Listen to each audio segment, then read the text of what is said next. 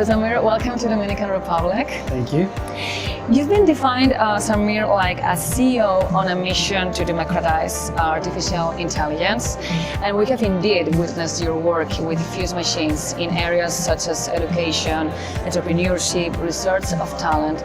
But when it comes to energy, how has AI changed the culture, the way people work, the market?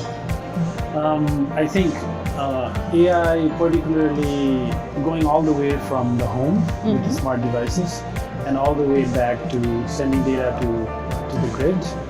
There's more and more of sensors or IoT combined with AI, sending data back and forth between the energy producers to energy consumers, and that back and forth of data from consumers to the energy producers, to consumer, has produced more enabled machine learning tools to do better predictions, better forecasting, and more efficient use of energy. So for example, being able to know if there is some sort of weather event happening, or actually an regular event happening, such as Happy New Year, and how that changes the overall peaks, and being able to forecast that better, I think is starting to produce better energy efficiency.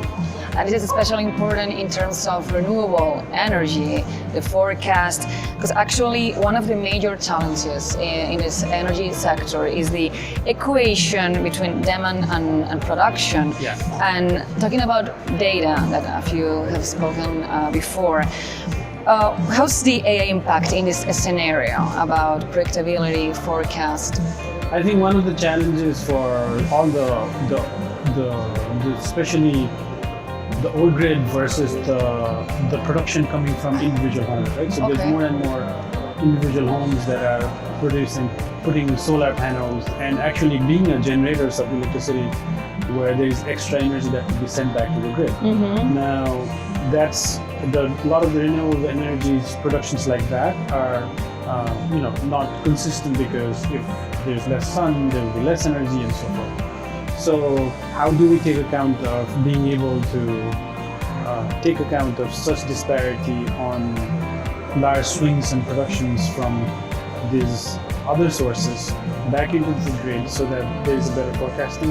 Is a difficult task, because there's many different sources of data sources coming. And a lot of the energy sector, at least until now, I don't think they have gotten to a point where they're able to massively look at all the data sets at once and be able to do predictions on the fly. So one of the usefulness of AI is being able to look at all these possible scenarios, look at all possible sources of data, variations and channels of data that comes from these energy productions, and be able to do better forecasting. You've talked about that there's a future talking about artificial intelligence, but is there a present, Samir, here in developing countries like Dominican Republic? I think it is. I think it is viable. I think the main challenge is the data. And that's essential for... And learn to read that data. Learn to read the data, learn to use the data, and we have a framework, be able to consume the data, create the data, and do things on top of it. And for a lot of developing countries, that's not viable, especially in the beginning, because there is not enough of an infrastructure set in place to be able to pull that data, right? So, for example, smart meters is a good example. If every home had a smart meter, then the grid would be able to do a much better prediction on how each home or each community uses data at what point of the day. Like every minute, how it changes. Maybe there is a television program that's super popular, and at that time, everybody turns on the television and then it goes up. But right now, you can't tell it because you don't have that level of granular data sent back to the grid from the daily.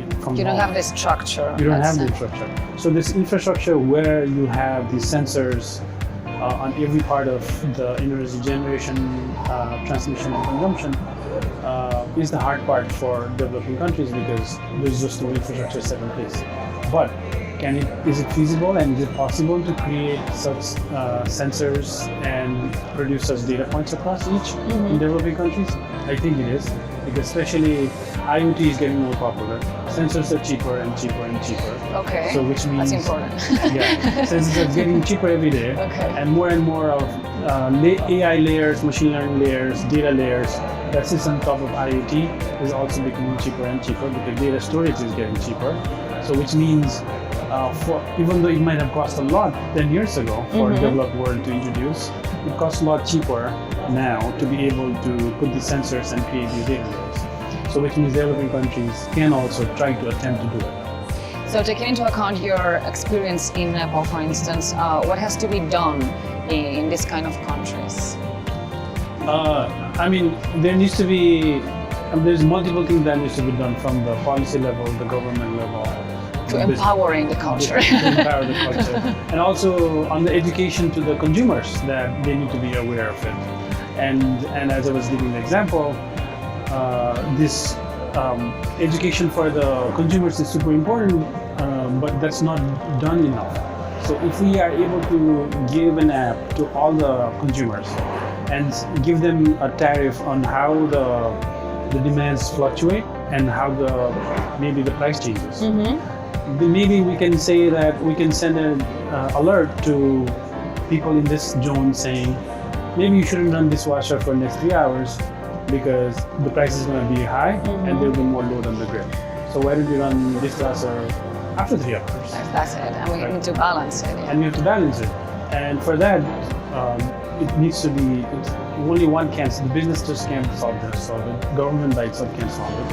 And population by itself. It needs to be all together, from the policy level to implementation level to the education level. And if we're able to do it all that, then consumers will be empowered and consumers will be willing to share the data back. The business will get the data and will be able to use it better to reduce the cost. And the government will be able to do a wider scale policy level decisions better because they have all the data from everybody to make a well-formed decision. You said this is your third time here in the Dominican Republic. Could you share with us some of the projects you're leading here? So we're not currently leading any projects yet. Okay. Yet.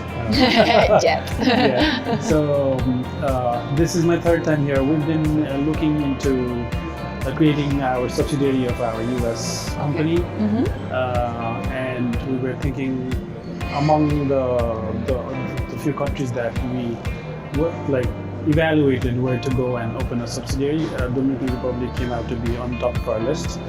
And why Dominican Republic? So a couple of reasons. One is it's very close to New York, our headquarters, which is important. It's a good hub here. Yeah, so being able to travel back and forth is important. And then there seems to be a growing tech community where people are, there are good universities like Intech that's generating good quality engineers.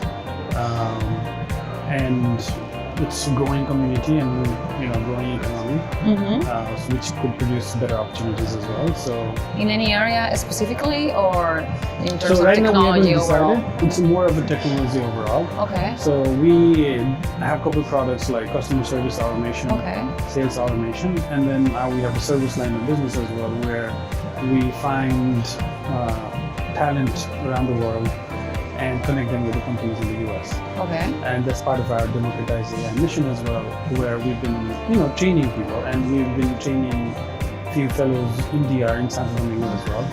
The fellowship program in Santo Domingo has been running for more than 6 months now, and it's been going very well. And we plan to expand on that and create a talent pool of AI engineers who can build products and services for the Dominican Republic, and also provide services to companies outside the Republic. And that's the plan. Thank you very much, Samir, and we're looking forward for those plans. See you soon. Thank you so much. Thanks.